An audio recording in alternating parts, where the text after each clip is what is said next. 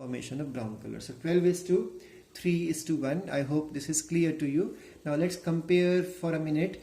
What happened in the case of the collaboratory gene is the genes are able to express themselves. Both of them will cause expression and will express in their dominant forms when they are alone, that means independent.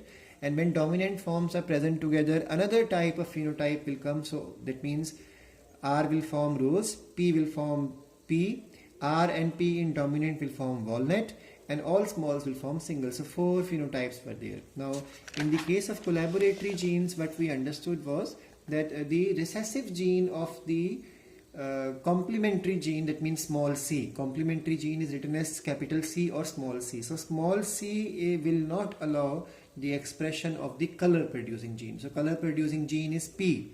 It can be capital P or it can be small p. Only capital P will cause formation of purple color.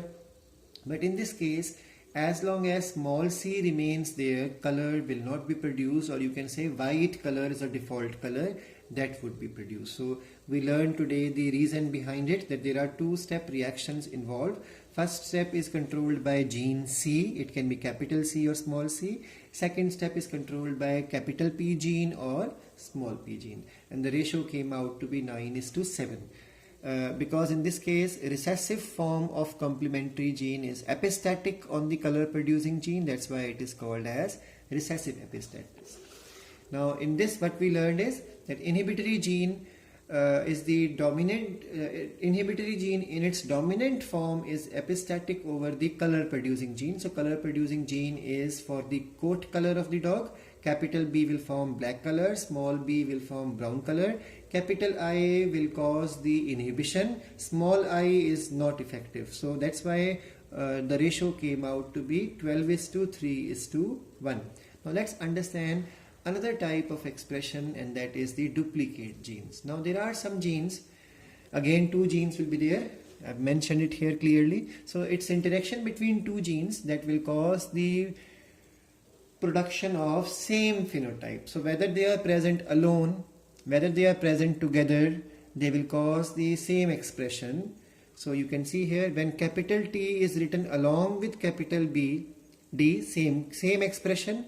When capital T is alone, same expression. When capital D is alone, same expression. That means they can be called as duplicate genes, because though these genes have different, see what is duplicate gene? A gene present on a chromosome, like you know, a gene occupies a particular locus. Sometimes what happens, same gene is present somewhere far on the same chromosome, or maybe on the second arm of the chromosome. So such type of gene which will have same effect. Now this gene is one gene, this is a second gene. Why? Because what we have learned in the definition is every gene occupies a particular locus. So this gene is a different gene because its locus is different, position is different. This gene is different gene, but they both are working in the same manner. Whether they are present in the, see, when both genes are present in their dominant form, then also same feature. When one is in dominant form, same feature. When the other one is in the dominant form, same feature. But when all are in recessive form, then only another feature will come. So the ratio will come out to be 16. I told you 16 total. So 15:1. 15 plus 1 is equal to 16. Let's understand the example. There is a plant which is called as Capsula bursa pastoris. English name is shepherd's purse. This plant is used for maximum embryological researches, or you can say for the best example to study about taxonomy or to talk about angiosperm studies. The reference plant taken is always shepherd's purse. So its fruit shape can be triangular fruit shape, or it can be elongated. Now triangular fruit shape is done with the help of which gene? Capital T. So capital T is responsible for triangular form, and then there is a duplicate gene which also causes same expression. That's why it is called as duplicate gene. So as long as capital T and capital D are present together, triangular form is produced. And even if the capital T is present alone, or capital D is present alone, because their expressions are duplicates, they will have same expression. So a triangular type of plant fruit producing plant is mated with the elongated one. Now how to have elongated? All small.